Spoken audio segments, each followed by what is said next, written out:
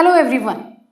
अब lesson cell के chapter को आगे बढ़ाते हुए आज हम करेंगे सेल कंपोनेंट्स। जैसे मेरे पिछले वीडियो में हम सेल कंपोनेंट्स को कंटिन्यू कर रहे हैं। न्यूक्लियस हमने पिछली वीडियो में कर लिया था और आज हम कर रहे हैं सेल कंपोनेंट के अंदर एंडोप्लाज्मिक रेटिकुलम। रेफरेंस के लिए मैंने ये सेल मेम्ब्रेन बनाया है।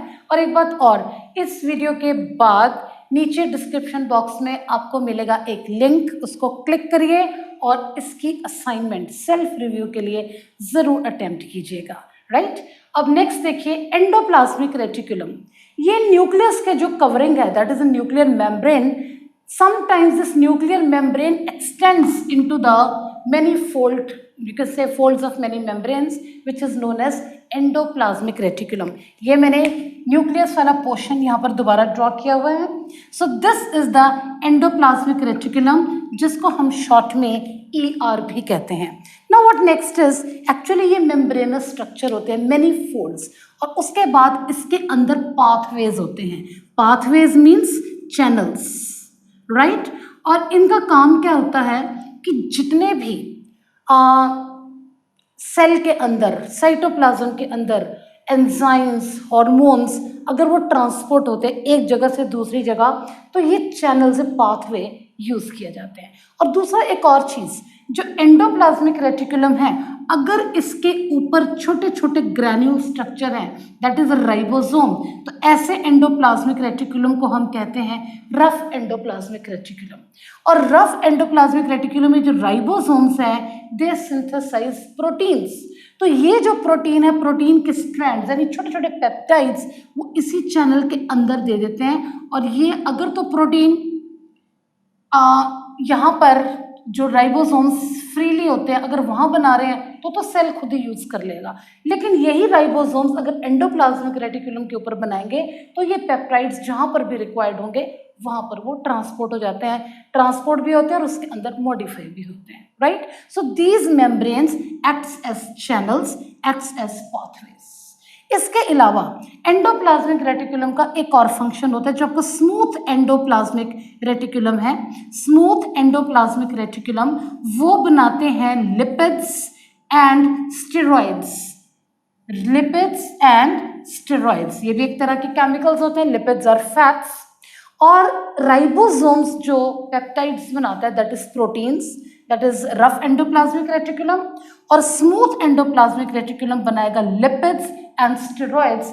और ये लिपिड्स एंड स्टेरॉइड्स और यहाँ से प्रोटीन मिलके they are transported to the cell membrane, और वहाँ पर सेल मेम्ब्रेन की सिंथेसिस होती है, बनती है, जिसको आप कहते हो membrane biogenesis. Membrane biogenesis, note this words. Membrane bio means living, genesis means बनना। और आपको पता है कि आपने लास्ट वीडियोस में देखा था कि प्लाज्मा मेम्ब्रेन किसकी बनी होती है, लिपिड्स की और प्रोटीन्स की। तो प्रोटीन मिल गया राइबोसोम से और लिपिड्स और स्टेरॉइड्स मिल गए स्मूथ एंडोप्लाज्मिक रेटिकुलम से। और उसके अलावा इससे आपको क्या पता लगता है कि आपका एंडोप्लाज्मिक रेटिकुलम 2 टाइप्स का हो गया, रफ एंडोप्लाज्मिक रेटिकुलम और smooth endoplasmic reticulum. Rough means जिसके ऊपर राइबोसोम है, स्मूथ मीन्स जिसके ऊपर राइबोसोम्स नहीं है। ये रहा आपका स्मूथ एंडोप्लाज्मिक रेटिकुलम। सो इसको मैं खाली छोड़ रही हूँ क्योंकि आप इसको असाइनमेंट में करोगे। So this was all about the endoplasmic reticulum. Next हम आ रहे हैं इसी एंडोप्लाज्मिक रेटिकुलम के साथ another structure, that is the ribosomes. I'll just remove it, rub this. What are ribosomes? आपने ये देखा है कि एंडोप्लाज्मिक जो रेटिकुलम है उसके ऊपर छोटा सा बाइलोब्ड स्ट्रक्चर होता है, दैट इज द राइबोसोम्स। और इसके ये मेम्ब्रेन बाउंड स्ट्रक्चर नहीं है। ये ribosomes, they are not membrane bound structure, rather they are the densed granules like structures. और ये एंडोप्लाज्मिक रेटिकुलम के ऊपर भी होता है और ये फ्रीली साइटोप्लाज्म में भी होता है। और उनका मेन फंक्शन होता है प्रोटीन सिंथेसिस। प्रोटीन सिंथेसिस, और protein synthesis is done by ribosomes. और जैसे ही ट्रांसलेशन टू पेप्टाइड्स बनाते हैं और these peptides are thrown into the channels और जहाँ पर वो रिक्वायर्ड होते हैं वहाँ पर ये बनते हैं। इसको ज़्यादा डिटेल में 9th क्लास के सिलेबस में ज़्यादा ज़रूरत नहीं होती। So these were the ribosomes. Next आपके पास आता है that is the Golgi apparatus, right. लेकिन गोल्जी एपरेटस से पहले हम करेंगे, okay let's do Golgi apparatus first only. Golgi bodies भी कहते हैं इसको और गोल्जी एपरेटस भी कहते हैं, और हमने सेल के डायग्राम में किया था ये। These are the Golgi apparatus. Actually ये भी एंडोप्लाज्मिक रेटिकुलम की तरह मेम्ब्रेन्स के फोल्ड्स होते हैं, लेकिन यस फंक्शनली और स्ट्रक्चरली डिफरेंट होते हैं। सी दिस, ऐसे बड़े बड़े ऐसे folds of membranes, this, right. और ये चैनल्स भी होंगे इसके अंदर, वेसिकल्स भी है। इसको हम बोलते हैं सिस्टर्ने। सिस्टर्ने मीन्स फोल्ड्स, और ये डबल होंगे ये, right, they're membranous structures. And next time what I want to tell is it is ये वाला जो पोर्शन होता है इसका, इसको बोलते हैं cisternae, and this is the trans cisternae, और बीच वाले को हम बोलते हैं middle cisternae. So this is the Golgi apparatus. अब इसका फंक्शन क्या है? ये भी मेम्ब्रेनस स्ट्रक्चर है। साइटोप्लाज्म के अंदर डिफरेंट बायोकेमिकल रिएक्शंस होते हैं, और उन बायोकेमिकल रिएक्शंस में इतने हार्मोन्स भी हैं और बहुत सारे प्रोटीन्स भी बन रहे हैं, एंजाइम्स भी बन रहे हैं। तो ये सारे एंजाइम्स सारे के सारे इस गोल्जी एपरेटस पास होकर जाते हैं। सो ये गोल्जी एपरेटस एक तरह से सेल के लिए ट्रैफिक पुलिस का काम करता है। They acts like traffic police of the cell. How? Traffic police of the cell का मतलब ये होता है कि that is जो कोई भी एंजाइम या कोई भी हार्मोन इसके अंदर से क्रॉस होगा, तो जब इसके अंदर जाएगा सबसे पहले ये टेम्परेरीली स्टोर करेगा उसके, क्योंकि जब तक एंजाइम इसके अंदर से क्रॉस होगा that is a temporary storage. लेकिन सिर्फ ये स्टोर नहीं होता, क्रॉस होते होते इसमें केमिकली काफ़ी सारे चेंजेस आ जाते हैं, मॉडिफिकेशन हो जाती है according to the requirement of the cell activities. तो इसको हम कहते हैं these Golgi apparatus modifies also, it stores temporarily, it modifies and it packages। जैसे ही इसके अंदर से एंजाइम्स या वो हार्मोन्स निकले, यहाँ से मेम्ब्रेन पिंच ऑफ होके बाहर निकल जाएगी, यानी उसने एंजाइम्स को पैक करके in the form of vesicles की तरह साइटोप्लाज्म में यहाँ पर रिलीज कर देते हैं। तो लाइसोसोम्स भी इसी से ही बनते हैं। जो भी एंजाइम्स इसके अंदर गए, क्रॉस किए, यानी टेम्परेरी स्टोर हुए, अंदर मॉडिफाई हो गए, मॉडिफाई होने के बाद पैक होके बाहर निकले। पैक होके it's just a factory of the cell, it acts as a packaging factory of the cell, packaging factory of the cell. These Golgi bodies modify भी कर रहा है, स्टोर भी कर रहा है, और पैक करके पैकेट बना के in the form of vesicles भी साइटोप्लाज्म में रिलीज कर रहा है। So this was all the function was the function of Golgi bodies. Golgi apparatus ये एक्चुअली होता है एनिमल सेल में, और प्लांट सेल में थोड़ा सा इसका साइज छोटा होता है, और वहाँ पर उसको गोल्जी एपरेटस के बजाय we call it as a Golgi bodies. So that was all about Golgi apparatus. And next organelle is the lysosomes, that is the suicidal bags of the cell. Lysosomes. Actually, lysosomes are very spherical membrane bound structure. आपने देखा होगा होली के छोटे छोटे गुब्बारे different colour के होते हैं। आप होली के गुब्बारे में पानी भर दीजिए, कोई रेड कलर का हल्का सा ट्रांसपेरेंट होता है, कोई ब्लू कलर का होता है, तो क्या एक्चुअली मेम्ब्रेन बाउंड स्ट्रक्चर, उसके अंदर पानी होता है। यहाँ पर पानी नहीं होगा, इसके अंदर पावरफुल डाइजेस्टिव एंजाइम्स होते हैं, पावरफुल डाइजेस्टिव एंजाइम्स होते हैं, and which helps in the digestion of the food. So they are the lysosomes. They are also known as the suicidal bags of the cell. Why? क्यों कहते हैं इसको suicidal bags? देखिए, वैसे तो पहला इसका काम है it helps in digestion because of its enzymes, right. Second, किसी भी कारण से, क्योंकि सेल जैसे ओल्ड हो जाता है, वियर्ड एंड टियर्ड, और सेल की मशीनरी थोड़ी सी खराब होने लगती है।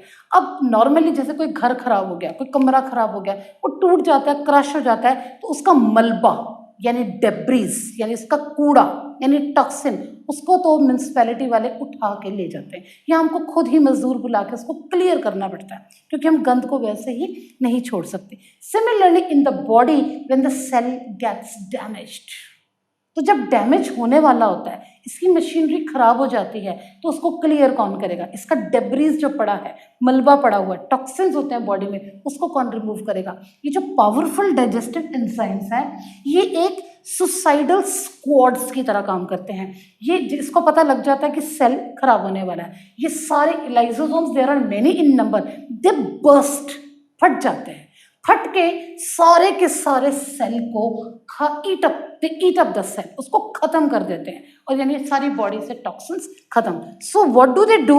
इस टर्म को हम बोलते हैं they have autophagy, they bring out autophagy. Autophagy, auto means self, phagy means phagocytic, आपने सुना होगा नाम, सेल ईटिंग, यानी सेल का खुद को खाना। That is why they are known as suicidal bags. Suicide कर लेते हैं, और सुसाइड करके सेल का नामो निशान खत्म कर देते हैं। तो इट हेल्प्स इन क्लींजिंग और detoxifying of the body, and this is a very important function of the body. So that was all about the lysosomes. Next हम आते हैं इसमें, नेक्स्ट हमारा आता है cell component, that we will be discussing about the mitochondria. This next is mitochondria. Mitochondria is also known as the powerhouse of the cell. Powerhouse of the cell. ये भी rod like structures है। Mitochondria singular is known as mitochondrion. इसका structure देखिए, ये double membraned structure है, double membraned structure है, rod shaped है, इसकी शेप रॉड है, और it is present both in plant cells and in animal cells, present in both in plant cells and in animal cells. ये थोड़े से points note कर लो, मैं थोड़ा सा साइड पे हो जाती हूँ, you can pause the video and you can note down 3 points because I am removing it and we will be drawing this diagram of mitochondria. So why it is known as powerhouse of the cell? अभी हम बताते हैं। It is a rod shaped, ये देखिए इसका structure इस तरीके से आप बनाइए, ये रॉड शेप है, ये इसकी, ये देखो ये 3D स्ट्रक्चर है। This is the mitochondria, this is the outer membrane, this is the outer membrane, right. Let me change the outer membrane, और इसको हम कहेंगे इनर मेम्ब्रेन। इसकी जो इनर मेम्ब्रेन होती है, it is throne into the folds, it is throne into the folds, right.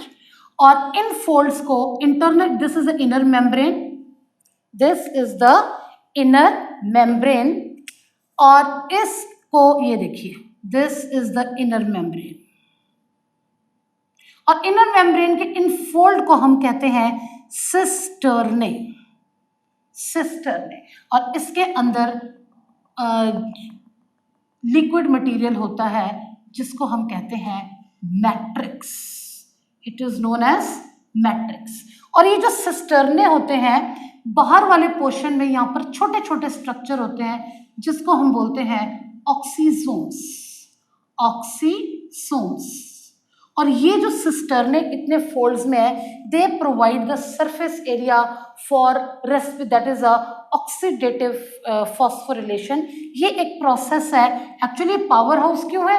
इसमें जो आपका पायरुविक एसिड है, इसके अंदर आके it is converted into energy, that is ATP. इसका डिटेल हम 10th में करवाते हैं, बट सिंपली इतना ले लीजिए, it is known as the power house of the cell, powerhouse of cell, because it releases energy, it produces energy rather, it produces energy and in the form of ATP with the process called Oxidative, why? Because oxygen is involved. Oxidative phosphorylation. और ATP क्या होता है? इसका full form है adenosine triphosphate. इसका full form भी आपको आना चाहिए। So adenosine triphosphate is the energy currency which is produced with the help of a process called oxidative phosphorylation, and it occurs in the matrix or in the cisternae of this mitochondria. That is why mitochondria is known as powerhouse of the cell. एक बात important, 2-3 बातें और हैं, आप इसको भी आप note कर सकते हो पॉज करके। आफ्टर दैट इसके बारे में, माइटोकॉन्ड्रिया के बारे में 1-2 पॉइंट्स और नोट कर लीजिए। दैट इज, इस माइटोकॉन्ड्रिया में क्या होता है? This mitochondria they have their own DNA, अपना डीएनए होता है। अपना डीएनए मीन्स ये अपने प्रोटीन्स, कुछ हद तक, नॉट ऑल, अपने प्रोटीन्स खुद बनाता है। It can prepare some of its proteins by itself. इसका मतलब होता है ये एक सेमी ऑटोनॉमस ऑर्गेनेली है। सेमी ऑटोनॉमस ऑर्गेनेली है, सारे नहीं होते हैं। सेमी ऑटोनॉमस मीन्स कि कंप्लीटली ये न्यूक्लियस के कंट्रोल में नहीं है, कुछ कंट्रोल इसके अपने पास है। That is clear now. और दूसरी इसके पास खास बात है, it is a double membraned structure. आपके सेल में एक nucleus double membrane bound structure है। दूसरा स्ट्रक्चर हमने किया माइटोकॉन्ड्रिया, अभी नेक्स्ट हम करने वाले हैं प्लास्टिड्स। और ये 3 membrane bound structures they are absent in prokaryotic cells, जो हम नेक्स्ट अगली एक वीडियो में करेंगे कि what are prokaryotic cells. Mitochondria के बाद नेक्स्ट वीडियो में आप देखेंगे व्हाट आर द प्लास्टिड्स, और उसके बाद थोड़ा सा हम डिस्कस करेंगे सेंट्रियोल्स और सेंट्रोजोम के बारे में, और difference between plant cell, animal cell. तो wait for the next video. Hope you liked it, and if you find it worth, please share it and subscribe it. Thank you so much.